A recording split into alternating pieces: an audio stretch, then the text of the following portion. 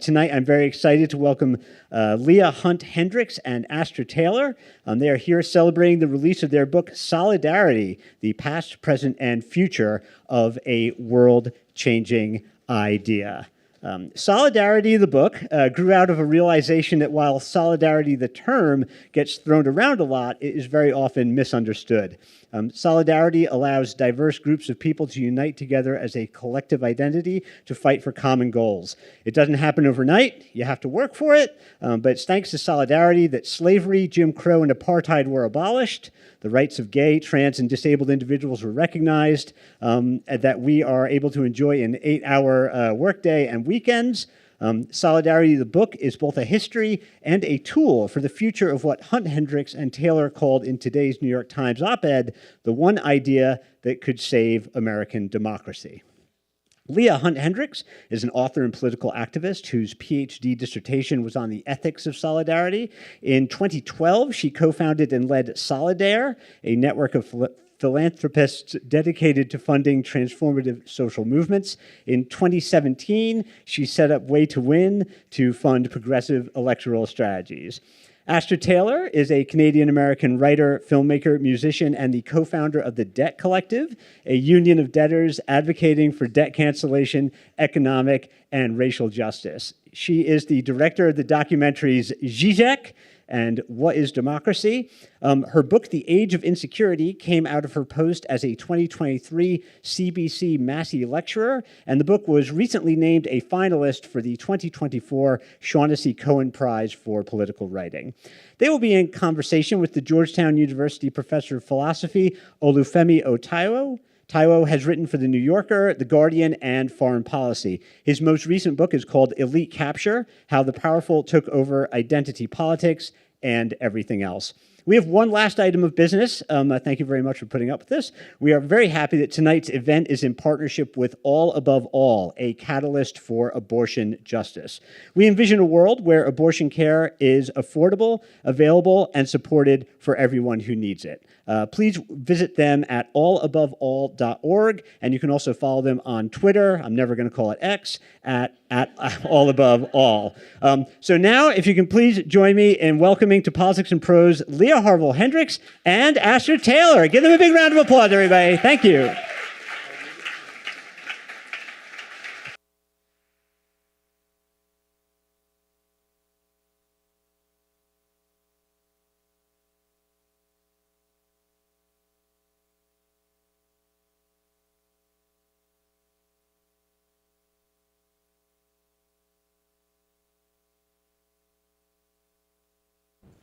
All right, I think we got this going. So thanks a lot to all of you for coming out.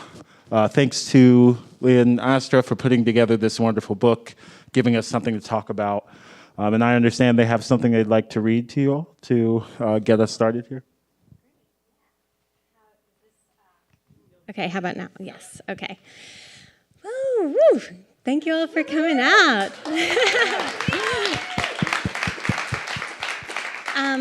And thank you to Politics and Prose for having us. And thank you so much, Femi, for being in conversation tonight. I'm so influenced by your work and really appreciative of all that you do. So this book is kind of part political theory, some history, some reflection on contemporary social movements, and also some constructive thinking about the future. So it's pretty wide-ranging, and I'm just going to start. We're both going to read some short excerpts from the introduction. Etymologically, solidarity relates to the word solid, from the Latin solidus, meaning of a strong, firm, or substantial nature or quality. For Emile Durkheim and later sociologists, it's a measure of group cohesion. Generally speaking, solidarity is that which binds a group, that visceral feeling of connection and mutuality that sharing a hometown, alma mater, or favorite sports team can produce. Importantly, though, this means that solidarity is not always a positive force or a driver of progress and change. These bonds can be neutral, reactionary, or transformative, depending on the community and context. Solidarity creates passionate in-group bonds, and these can justify violent othering, as evidenced by the exclusionary solidarity of white supremacists, ruling elites, and jingoistic nationalists. In its reactionary form, it's the easy draw of like to like, and often aggressive in its rejection of that which is different.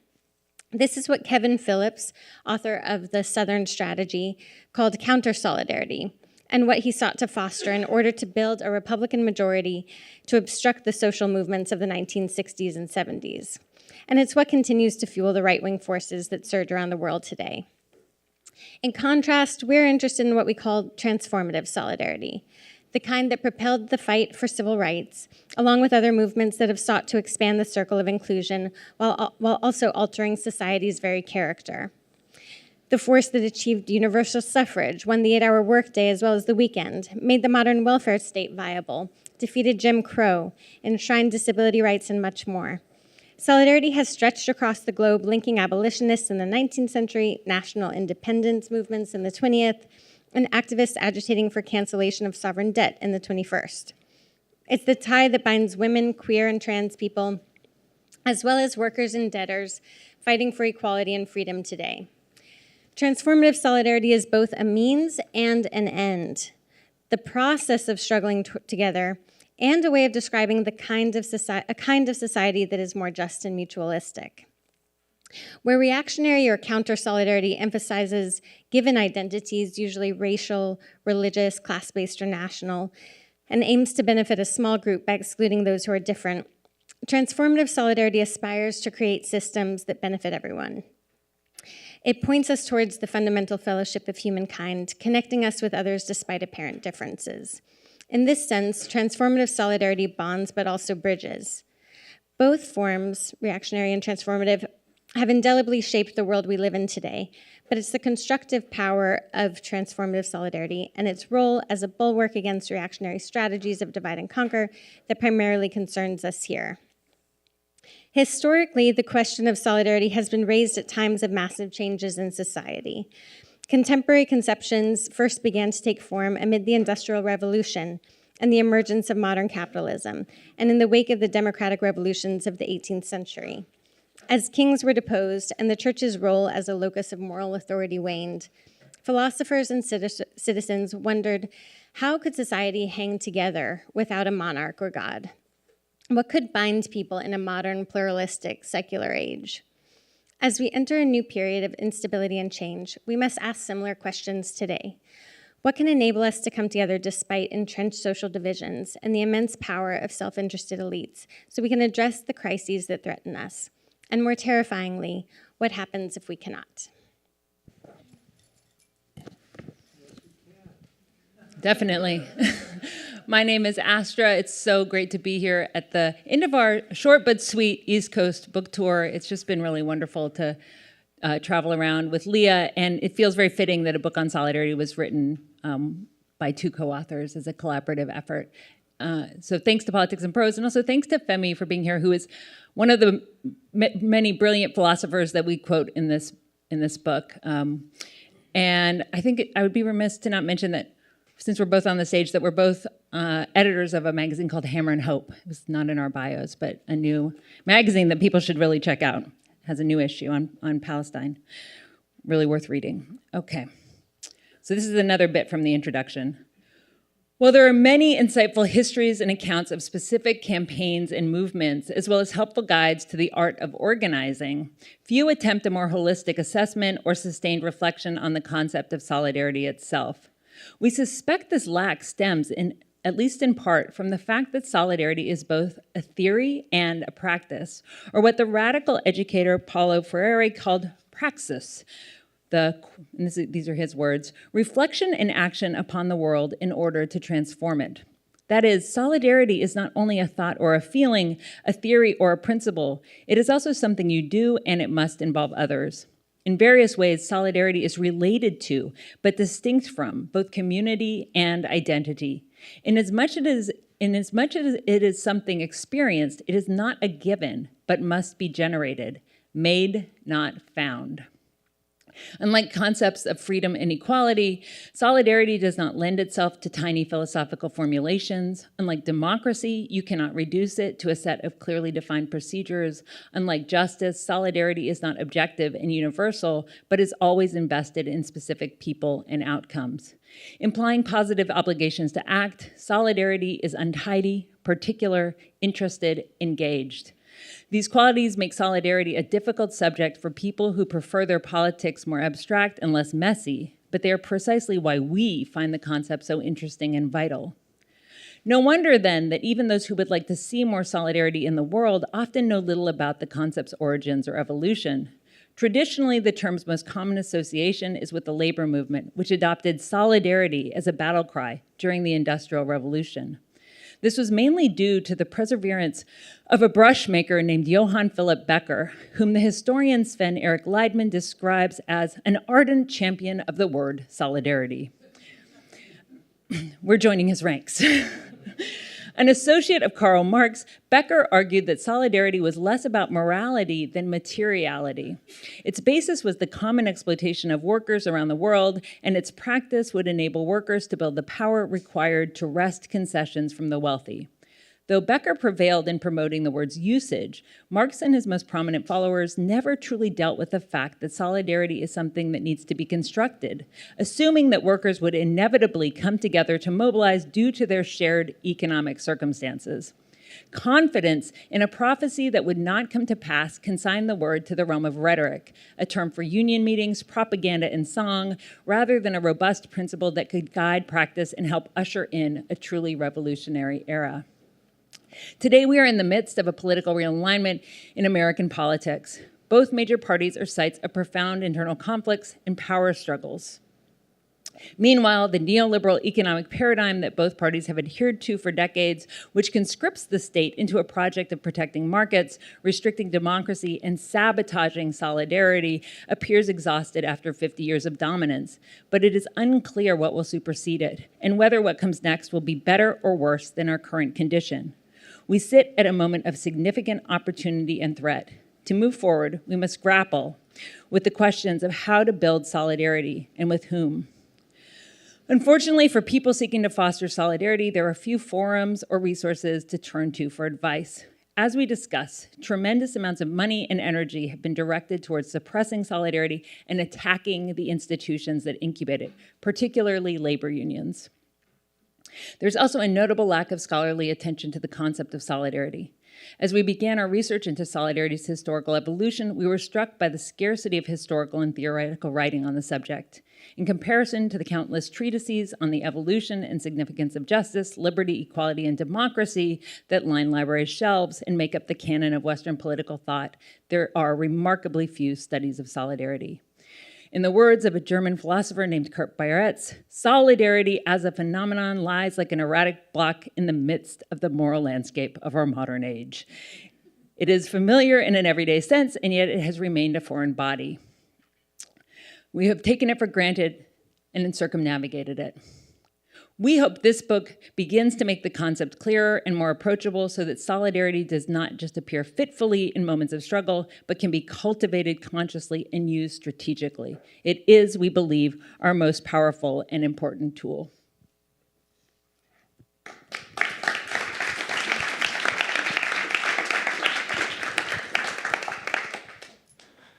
Thanks a lot. I want to start with, of course, the title concept, solidarity, but the question I want to ask you about it goes to its origins in your thought, right? So you speak a little bit in the book about how you came to the concept and how you came to each other, which I think is, a related story. So if you wouldn't mind just saying a bit about what brought you to thinking about this. And the one thing I'll tack on is when you define it, you attach some FAQs. Like solidarity isn't this other thing that you might be confused about. It's not unity or sameness. It's, a thing that we have to put together. So did that come from your joint struggles? Did that come from somewhere else? Yeah. Okay, great. Thank you. I'll start us off. We both have our own kind of trajectories towards thinking about this, and then I think it changed a lot, or thinking about it changed a lot in the process of writing together, which was an amazing experience because Astra's the best. But for me, it started actually in college.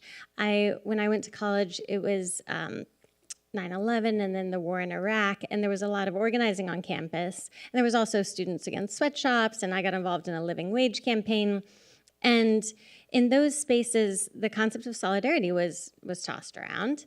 And then when I went to my political philosophy classes, which was my major, I studied political theory, we would talk about justice, and we would talk about freedom. You know, John Rawls was kind of the centerpiece of contemporary political theory.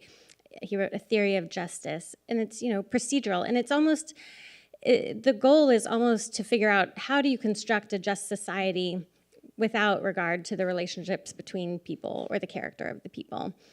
And we talk about freedom, which is a very individualistic concept. And so I began to notice this discrepancy, that why we're not talking about this concept of solidarity in these classes. And I went to the library and went down to the stacks and went to S, and, you know, there was very little there. And most of what's there is about the Polish solidarity movement, which is an amazing history to read, but not really like real theorization of the concept. Some small articles, but so to me, it struck me that, you know, the French Revolution had liberty, equality, and fraternity. And fraternity is kind of a relational concept, and it's a masculine concept.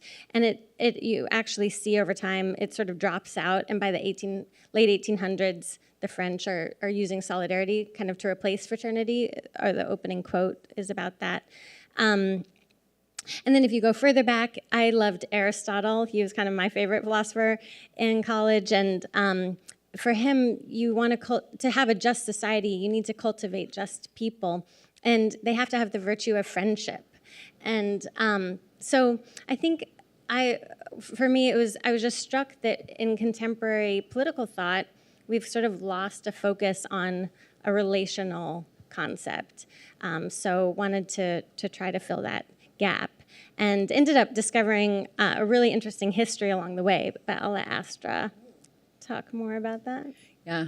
I do have a dream panel of Femi and Leah just dishing on Rawls, though. That would be good. That would be a fun conversation to be in the audience for. We'll make it happen one day.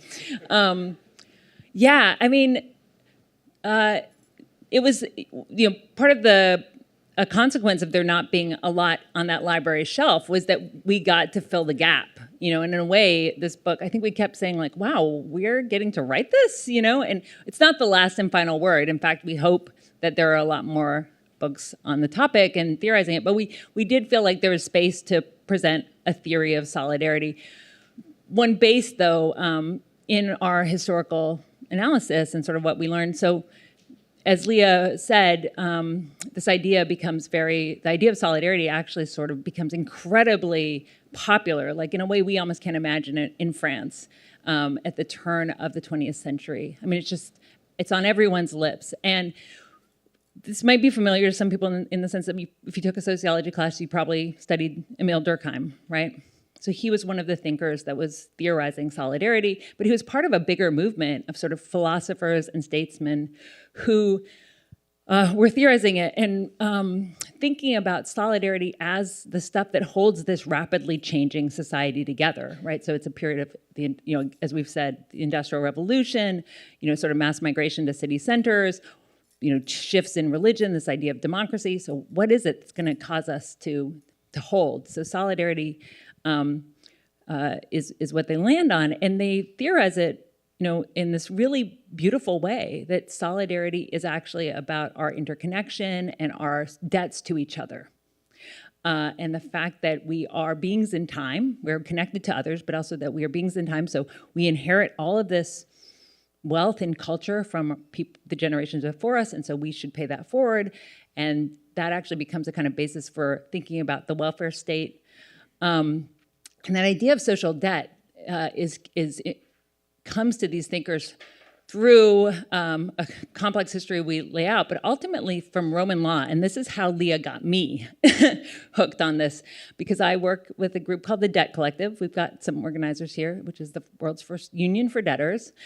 Yep. And Leah called me one day and said, you know, I've been meaning to tell you that the word solidarity actually comes from ancient Roman law, and it means a debt held in common. It means shared obligation. The idea that there would be multiple, people on the hook for each other. And so solidarity in that sense is material, right? It's not just a feeling or an affect. It's actually that we are materially bound, that we owe each other, that we're enmeshed together. And I think it says something about us that this was like such an exciting concept to us and the beginning of this collaboration. So that, and I think it's important to say that those thinkers who were writing about solidarity in this sort of French intellectual tradition were affluent. They were upper class people trying to make the case that other people of their class should transform the society, get taxed, provide social services, invest in worker cooperatives, right? Of course, there's another tradition, as we've already mentioned, which is the labor movement. And in contrast to the French thinkers who were actually called this, they called themselves the solidarists. The idea was solidarism, right? They really were a political tendency theorizing solidarity.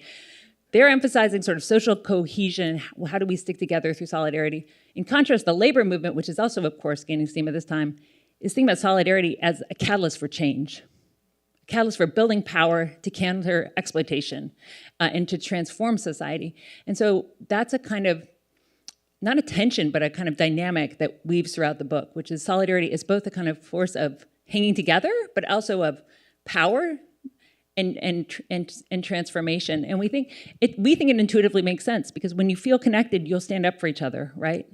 And also, if you want society to hang together, it has to change and evolve because we are beings in time.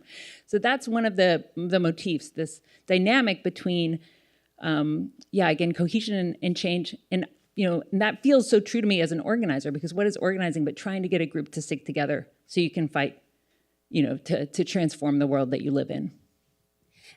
And like you said, it's not unity. So just to double down on that point, it's different from unity. A lot of the 19th century thinkers writing about it were talking about the human body as an example of, you have a leg and an arm and lungs and a stomach, and they're all really different things, but they all work together towards a common end. And so it like contains difference, and it also mediates between the individual and the collective, which we can talk about more.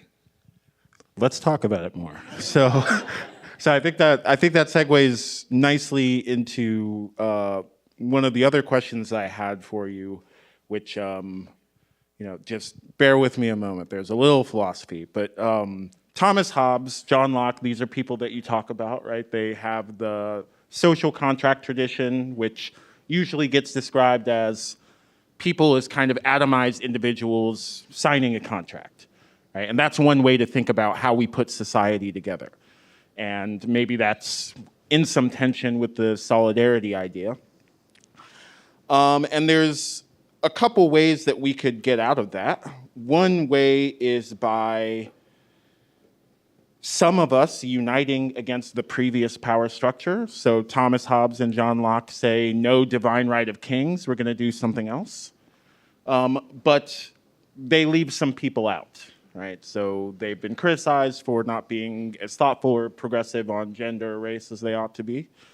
The other way out is what you all are interested in. So the question that I have for you is, what is the role of practice and the thing you talk about towards the end of the book, the sacred, in making sure that we get the right kind of solidarity, the transformative kind, rather than the kind of counter solidarity of just justice for some of us? Yeah. So I think I'm like, this book is long. I can't remember exactly where we talk about the contract theorists, but these French thinkers, right, who are theorizing solidarity did disagree with them, right? And part of what they were disagreeing with this idea that we all sort of affirmatively enter a social contract, because they were saying, no, just by being born, you're born in debt. You're born in debt. You're using language you didn't invent. you're walking on streets you didn't pave. Someone's caring. I mean, it's really interesting. They're like, someone's caring for you when you're a baby. They're caring for you when you're old. I mean, these are kind of novel. These are almost, these are kind of things we're rediscovering now, right? And they're saying, so they actually said, we're actually, there's a quasi-contract. You just sign a contract when you come out of the womb. But those guys are interesting to think about because what they're not really antisocial. They are making a society, but it's a society where we men are shaking our hands and agreeing to provide each other mutual security, but we're leaving people out. So it's us, and John Locke was very overt about this, right? It's us, the settler class, against the colonized. And so that is what Leah and I think, in our understanding, call reactionary solidarity. So we, in our formulation, we acknowledge that solidarity is not always a good thing, right? That group bonds are not always inherently progressive. So we talk about reactionary versus transformative solidarity. And in fact, the book opens with an example of reactionary solidarity. It opens with the example of the Southern strategy after the Civil Rights Movement. And for us, reactionary solidarity sort of advances a politics of divide and conquer, right? It advances the freedom of a certain group at the expense of others, and can often otherize in a way that is very dangerous, that names the other in a way that makes them subject to violence, to exploitation, maybe even annihilation. Transformative solidarity, in contrast, does also have an us and a them, but the boundaries are more porous. It seeks to expand the circle of inclusion. Oh, good, we've all done it. And this word transformation refers to both how it changes the people participating, but also has this transformative political effect. I'll let Leah go. So you think of Martin Luther King or other kind of great leaders of movements over time who are saying, civil rights, like white people suffer from oppression, colonizers suffer from the process of colonization, and so transformative solidarity seeks a better situation for them too. It's not trying to annihilate the other in the way that reactionary solidarity does. So it's not like these are just, it's like solid, reactionary bad, transformative good. It's like they're actually structurally different. But about the sacred, so we think that a lot solidarity is constructed, and a lot of it has to do with the construction of identities. The identity of worker wasn't just around during the Industrial Revolution. It was constructed. People saw themselves as carpenters and painters and bricklayers, and over time they began organizing. They're like, you know what, we're actually all workers. So maybe we have something in common here. And similarly, we write about the disability rights movement. That was a really brilliant construction of a category that brought people together who didn't see themselves as having anything in common before that. So we have this ability to construct identities.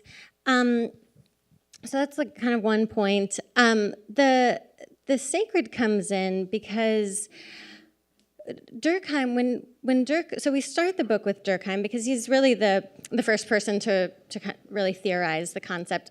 And early in his career, he writes The Division of Labor in Society, where he sort of hopes that as industrialization is happening, we're all getting more interdependent because we're not self-sustaining, sustenance farmers. So that fact of solidarity would make us feel a sense of solidarity. But over time, he realizes that's not actually happening. People are more and more alienated, feeling more and more isolated. And so by the end of his life, he's writing about the sacred and how actually we need what really holds the community together is a shared sense of sacred. And he's thinking about this in a kind of secular way. He's like, it can be a rock or a tree or, whatever you want it to be. But people come, and in capitalism, money is sacred. And so where we kind of take the concept is that, right now in contemporary society, we're sort of organized around profit, like the drive to accumulate wealth. And we spend our days like buying and selling and trying to make money. Actually, not a lot of the people here. You guys are spending your days some different ways. But but a lot of people are, it's about like, either you're just trying to get by or you're trying to accumulate as much as you can. You're somewhere on this spectrum. And we have a choice in this. So kind of going back to the construction of identity, construction of the sacred, it's an empowering realization to discover that we choose what we hold sacred, and we choose how we organize our habits and our daily practices and how we spend our time. And that reinforces the communities that we're a part of and the kind of solidarity that we can have. So I want to follow up on that. When we think about solidarity and when we think about the practices around building community, building shared understandings of things, we often think about maybe community level, maybe the movement level, maybe city and local level. But one of the exciting things about your book is that you actually kind of jump a couple scales, and you suggest that if we are attentive enough to the political opportunities here, we might have something as large and as politically effective as a solidarity state. So can you say a little bit about what that is, how we might get there from here? I think we'll tag team on this too. But so we're thinking about how often there's this kind of binary between like the state, like the minimalist state where the market is mainly what, is supposed to organize society, versus the welfare state that's really redistributive.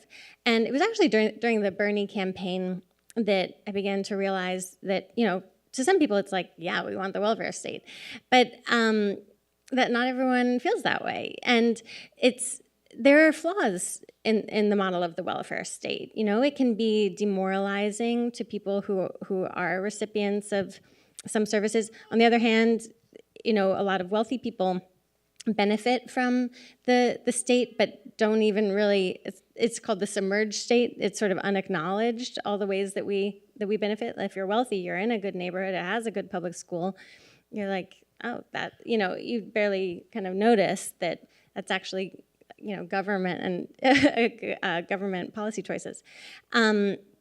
So I think we began realizing like we need other goals, like we need a vision that we need to go beyond the welfare state.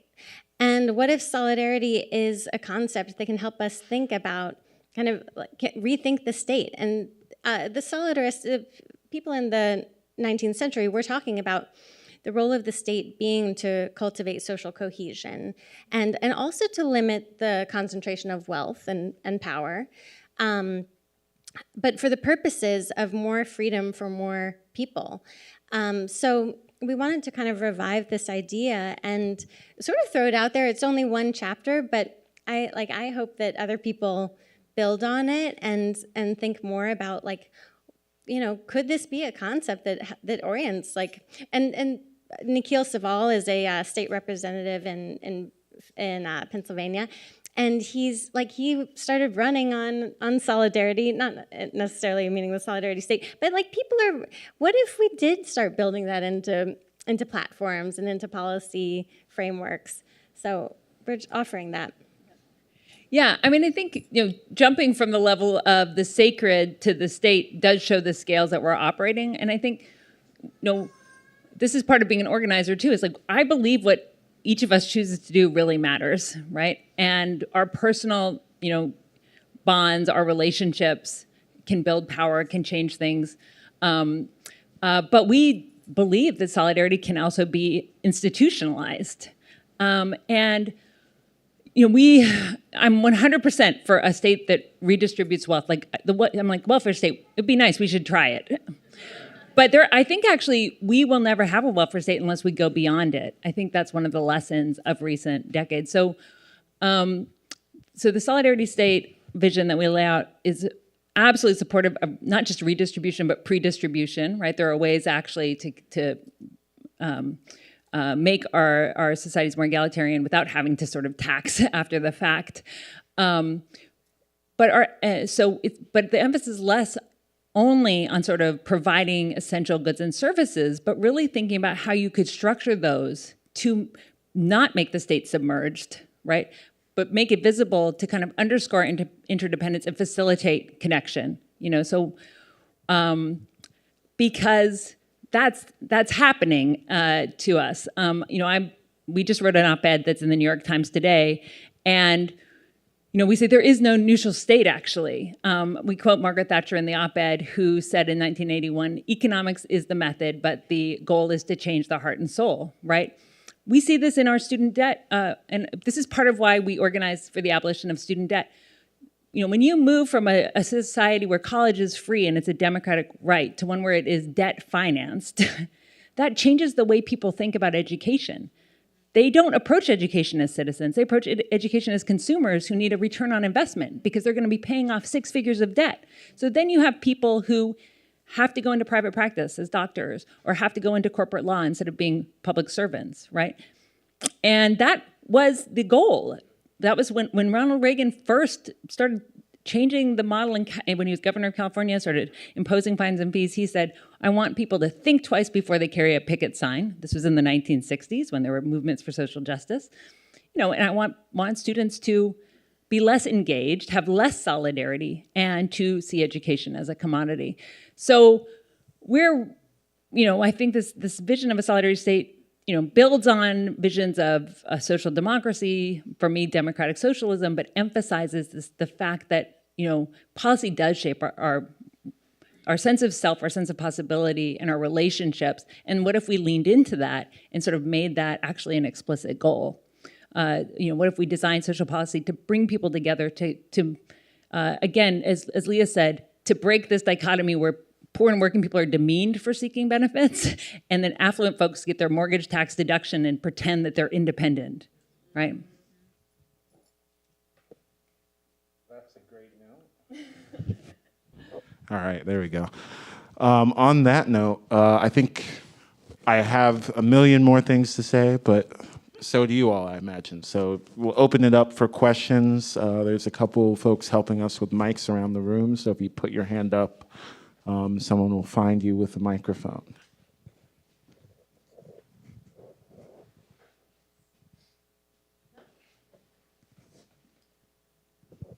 I can keep going. We answered everything. Oh, we have a question.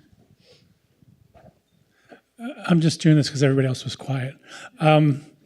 So you touched on it, but how does class work into this? Because obviously worker solidarity is not necessarily primarily concerned about the upper classes, may even be about displacing them. So, but do you foresee it as a society-wide kind of cohesion, or how do you view that? I mean, I think that we think that no, it's not like let's all get along and we do think that we believe in polarization, but we try to move away from left-right polarization and towards a kind of bottom-top polarization. We met during Occupy Wall Street, which was a moment of, it was in the wake of the Wall Street collapse and the bank bailouts, and that framing of the 99 versus the 1%, I think was a really interesting creation of identity, like an identity offering that the 99%, we have a lot in common. So I think that's sort of I think we believe in sorry, I don't know why I'm stuttering. We're concerned though about I'm struggling. Okay, you go for it. No, I mean I think that there's a strong class analysis in this book. I mean I think there's a class war going on and the rich are winning it. But you build solidarity not by being an economic reductionist, in my experience, but by speaking to people's multiple identities and selves and trying to grow and expand those and make people feel connected. And we tell the story of class traders. You're great. Elsa, you're fun. You're brilliant. We tell the story of all these class traders like Leah, who have, I don't know if you would call yourself that, but who have used their privilege to and their resources to build solidarity. I mean, and Leah has done so much incredible work to actually try to support and sustain the movements that are part of what inspired the thinking in this book. So class is something that threads throughout the book, but it's not sort of the only. We don't think it's the only way of forming coalitions, but we do think that any form of solidarity that furthers the concentration of wealth and power would be reactionary as we understand it. And we actually have a chapter on philanthropy where we talk about the role of philanthropy as kind of a semblance of solidarity. We talk about other semblances of solidarity, charity, even allyship, but things that kind of look like they're in solidarity, but can have the impact of actually dividing people. Philanthropy often puts people in silos, forces them to spend an enormous amount of time writing grant proposals. We talk about Megan Francis Ming is a brilliant scholar who writes about movement capture. So yeah, I mean, the history of like thought around class is very skeptical of the role of upper class in participating in working class struggles. I think that's why I was kind of stuttering, because it's hard for me to talk about. But so we have to be like clear and identify that.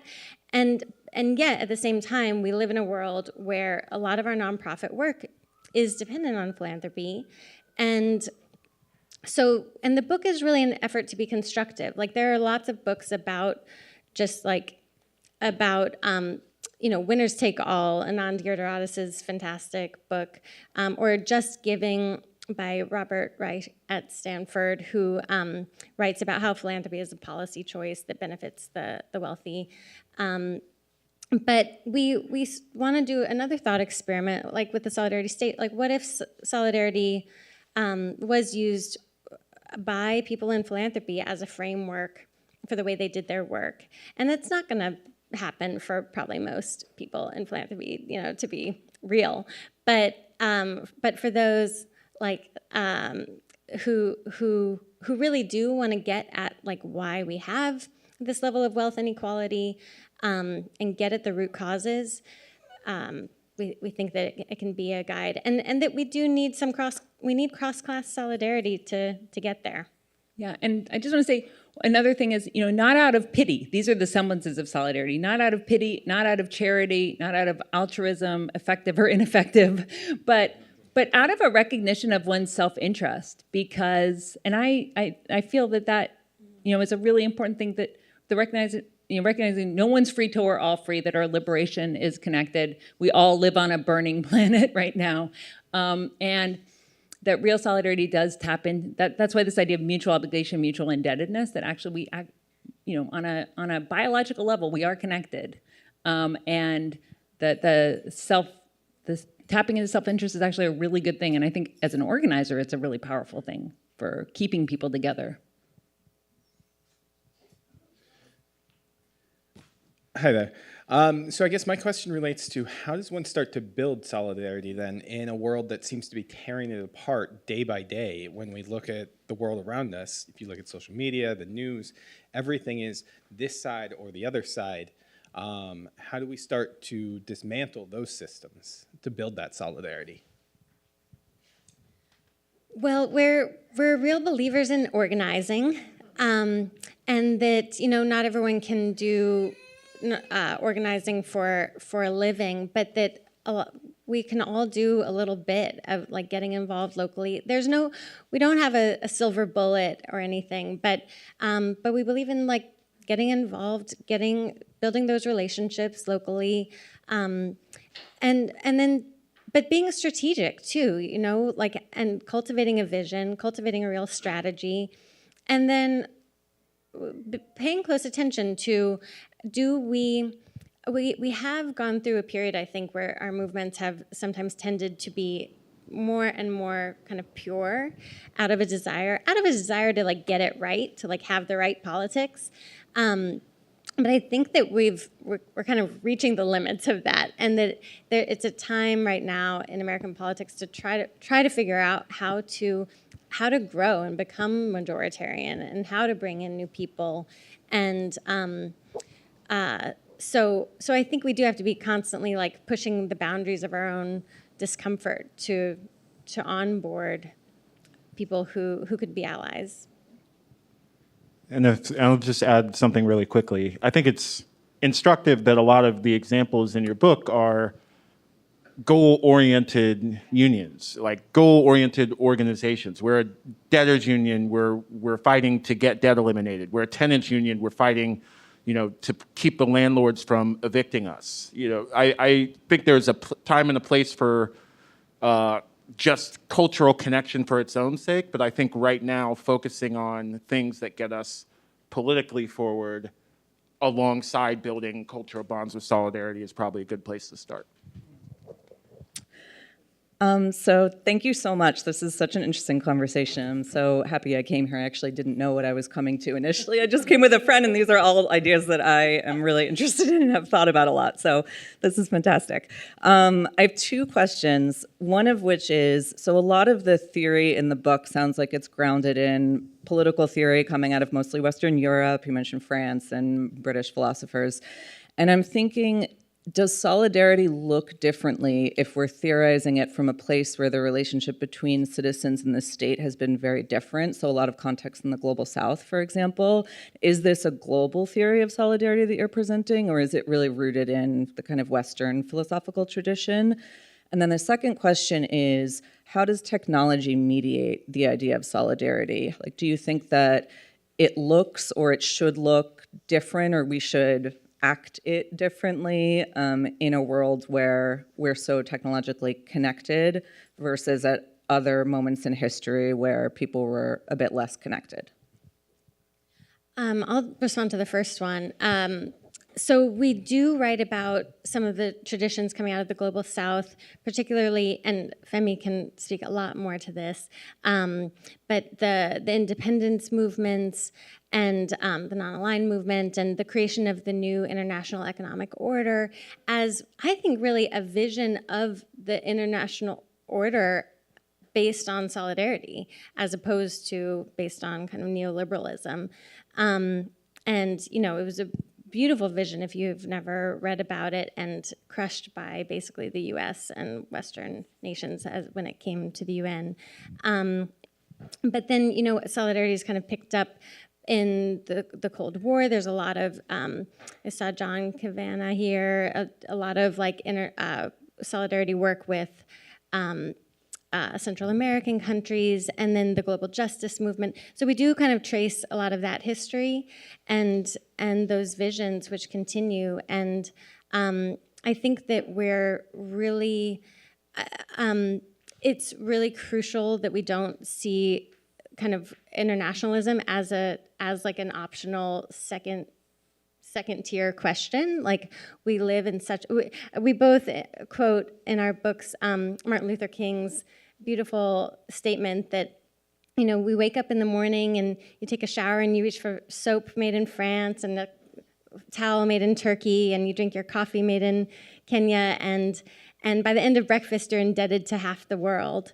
And so, I think that's it's like this underlying reality that we forget, we like kind of avert our eyes from. And so I think we see international solidarity as really crucial, but that it's not just like it can be a people to people thing, but it's a structural thing as well. Yeah, so I can say more, or you can speak to that. Yeah, maybe I'll just add quickly, one of the points you draw attention to in the intro chapters of the book is the work of Paulo Freire, which you mentioned in your excerpt. And one of the philosophical criticisms, he gets remembered for are his criticism of education and teachers. But the context of that is he's making a criticism of what was for him the old Brazilian left, of being, in their terms, of failing to practice solidarity, right? So they have these kind of abstract visions of what the labor movement demands, and they have this kind of calcified party structure that wants to win this or that concession, but they're not building the actual culture of relatedness at a praxis level that he thinks they ought to be. So I think there's some interesting kind of cross-cultural philosophical stuff happening. Can I say one more thing about it? Laura Lumpy is here, who is the CEO of the Quincy Institute, which works on anti-militarism. And another important point is like militarism at home impacts, or militarism abroad impacts social services and the way we spend our money at home. And just a final point, like I think in this moment on Israel and Gaza, we've been thinking about it, this moment is such an important moment for international solidarity because it impacts the whole world, like the international order, like the UN, the U.S. going to the UN and knocking down these resolutions is undermining all of the institutions that were built after World War II to ensure that something like this would never happen again. And so international solidarity in this moment it's in our own self-interest, because it's like in order to preserve an order that protects civilians. We have time for this one last question. Whoops. Leah, who we know, good to see you. Astra, nice to meet you.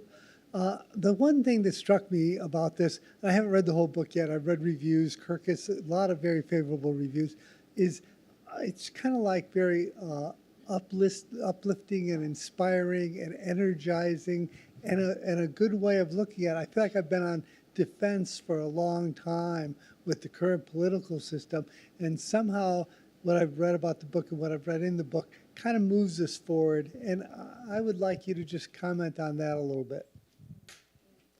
Yeah, we appreciate that. I mean, I think one way of describing this book is that it is a manifesto for organizing. I mean, we really, it is a book sort of born of organizing, and so many of the ideas I don't think would have hit me or resonated with me if I hadn't been trying to do the work of bringing people together to advance different causes.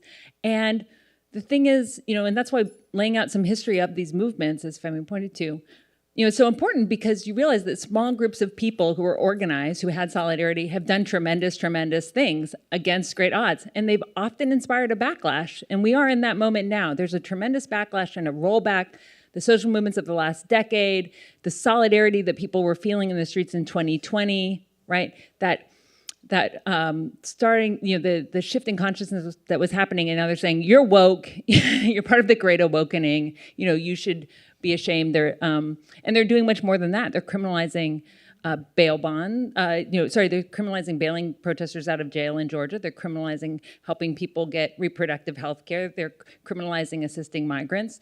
They're trying to halt the revitalization and resurgence of the labor movement. And so at this moment, when all that bad shit is happening, I think solidarity is all the more important. And this is a moment to not be divided, because if we're divided, we're conquered. And the thing is, there is so much that we can do together. And so we are trying to be realists in our analysis, and to not deny all the things we're up against. We have a whole chapter of all the bad strategies that are used to suppress and squelch and criminalize solidarity. But also, it's realistic to see how much we can actually accomplish together. That's realism too.